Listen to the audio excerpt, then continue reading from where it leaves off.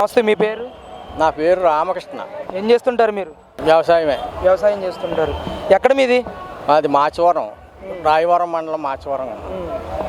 ఏంటి మరి ఎలా ఉంది చంద్రబాబు నాయుడు గారి పాలన? 2 సంవత్సరాలు పూర్తవుతా ఉంది. అసలు రైతు వారీగా మీరు వ్యవసాయం చేస్తానంటున్నారు కదా, అసలు మీకు ఏ విధంగా అనిపించింది ఈ పరిపాలన? రైతు వారీగా అయితే బాగుంది.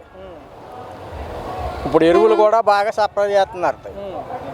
ఎరువులు రేట్లు కూడా, ధాన్యం రేట్లు కూడా బాగా ఖరీదు చేయించి రైతుకి గిట్టుబాటు ధర ఇచ్చేలాగా చేస్తుంది గవర్నమెంట్. గతంలో ఎలా ఉండేది? రైతు నుంచి ధాన్యం కొనుగోలు ప్రక్రియ ఇదంతా ఎలా ఉండేది? గతం కన్నా మొన్న ఖరీఫ్కి రబీకి కూడా రేట్లు బాగున్నాయి, ధాన్యం రేట్లు. అంటే ధాన్యం కొనుగోలు చేసిన తర్వాత ఎన్ని రోజులకి మీ అకౌంట్లోకి డబ్బులు పడుతున్నాయంటే వీళ్ళు అధికారంలోకి వచ్చిన తర్వాత? 24 గంటలు లేకపోతే తప్పితే 36 గంటలకు వస్తుంది. 3 రోజుల్లో మీ అకౌంట్లో పడిపోతున్నాయి డబ్బులు. గతంలో ఎలాంటి పరిస్థితి ఉండేది? గతంలో అయితే 2 నెలలు పట్టింది. గత ప్రభుత్వంలో రైతు ధాన్యం అమ్ముతే.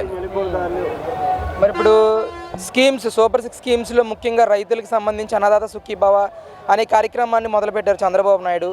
అసలు మీకు ఈ అన్నదాత సుఖీభవ కార్యక్రమం రైతులందరికీ కూడా న్యాయం చేసే విధంగా ఉందంటారా? వస్తున్నాయి. చెప్పాలి, ఓపెన్ చేయగానే 2 గంటల్లో అకౌంట్లోకి 2000, 5000 వచ్చేసినాయి. ఈ సంవత్సరం పడ్డాయండి అన్నదాత సుఖీభవ డబ్బులు? మీకు పడినాయి. మరొక వైపు ఏమో రైతుల్ని పెద్ద ఎత్తున మోసం చేస్తున్నారని చెప్పి ప్రతిపక్ష పార్టీ అయినటువంటి వైసీపీ నాయకులందరూ ఆరోపణలు చేస్తున్నారు. ప్రతిపక్ష వాళ్ళకి పనే ఉంటుంది, అలాగే మాట్లాడతారు. వాళ్ళు ఏం చేయలేదు అప్పుడు, అలాగా. ఇప్పుడు బాగుంది పరిపాలన. క్షేత్రస్థాయిలో వ్యవసాయదారులకు కానీ రైతులకు కానీ పాలన అంతా బాగుందంటారా? బాగుంది, రైతులకి బాగుంది, అందరికీ బాగుంది. అంటే చంద్రబాబు నాయుడు సంక్షేమ కార్యక్రమాలు ఏమీ కూడా అందట్లేదని మోసం చేసి ఈరోజు ప్రజల ఓట్లు దొంగిలించాడు చంద్రబాబు నాయుడు 2024 ఎలక్షన్లో. ఆయన ఇచ్చిన ఏ హామీ కూడా నెరవేర్చకుండా ఈరోజు పరిపాలన చేస్తున్నాడని చెప్పేసి కూడా పెద్ద ఎత్తున మాట్లాడుతున్నారు. ఇది ఎంతవరకు నిజం అంటారు? వాస్తవ పరిస్థితి అండి గ్రౌండ్? వాస్తవం కాదు, ప్రజల్లో లేదు, అది అందరికీ అందుతున్నాయి. అన్ని రకాల వాళ్ళకి వస్తున్నాయి, అందరికీ వస్తున్నాయి. అందరికీ పథకాలు అందుతున్నాయి. సూపర్ 6లో అన్నీ కూడా వచ్చినాయి. అంటే ఒక రైతు వారిగా మీ కుటుంబంలో సంక్షేమ కార్యక్రమాలు, ఎలాంటి సంక్షేమ కార్యక్రమాలు చంద్రబాబు నాయుడు వచ్చిన తర్వాత ఈ 2 సంవత్సరాలు మీరు అందుకున్నారంటే ఏం చెప్తారు? మాకైతే మరి ఈ రైతు అన్నదాత సుఖీభావ వస్తుంది, అంతే మాకు వచ్చేది. ఎలా ఉందండి? ప్రజలందరూ సంతృప్తిగా ఉన్నారా ఈ 2 ఏళ్ల పాలన పట్ల? తృప్తిగానే ఉన్నారు, సంతృప్తిగానే ఉన్నారు. అంటే డెవలప్మెంట్ ఏమైనా కనిపిస్తుందా ఈ రాష్ట్రంలో ప్రస్తుతం? డెవలప్మెంట్ బాగాను. రోడ్లు, సీసీ రోడ్లు, డ్రైనేజీ వ్యవస్థ, గ్రామాల్లో పెద్ద రోడ్లు కూడా బాగా పోసారు. వీళ్ళ అధికారంలోకి వచ్చి బతుకులు లేని రోడ్లు చేస్తా అన్నాడు, చేసాడు. గతంలో ఎలా ఉండేది పరిస్థితి ఇదంతా కూడా? గతంలో బతుకుల రోడ్లు ఇంకే జనాలకు ఇబ్బందిగా ఉండేది ప్రయాణాలు చేయాలంటేనే. అంటే మీదే నియోజకవర్గం బాబాయ్? మాది మండపేట నియోజకవర్గం. మండపేట. మరి మీ ఎమ్మెల్యే గారి పనితీరు ఎలా ఉంది మీ ప్రాంతం? ఎమ్మెల్యే గారు బాగా చేస్తున్నాడు. గ్రామాల్లో మట్టి రోడ్లు లేకుండా చేస్తున్నాడు, సిమెంట్ రోడ్లు అవుతున్నాయి.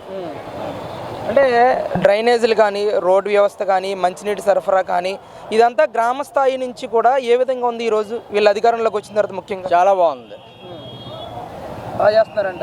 బాగా చేస్తున్నారు. మరి ఇప్పుడు రాజధాని విషయానికి వస్తే మొన్నే జగన్మోహన్ రెడ్డి గారు ఒక స్టేట్మెంట్ కూడా ఇచ్చారు. 2029 ఎలక్షన్లో మావిగన్కి సపోర్ట్ చేస్తే వైఎస్ఆర్సీపీకి ఓటేయండి, అమరావతికి సపోర్ట్ చేస్తే చంద్రబాబుకి ఓటేయండి అని చెప్పి జగన్మోహన్ రెడ్డి గారు చెప్పేశారు. అసలు మీ అభిప్రాయం ఏంటండి? మావిగన్ అంటారా, అమరావతి అంటారా? అమరావతి పాతిపోయింది, ఇప్పటికప్పుడే సగం సుమారు అయ్యింది, అది ఏం కదలదండి. మావేగానికే వేస్తారా, తెలియదే ఈ కూటానికి వేస్తారా, అమరావతికి వేస్తారంటే ఇప్పుడు జనం తెలివి తక్కువ వాళ్ళు ఏం కాదు.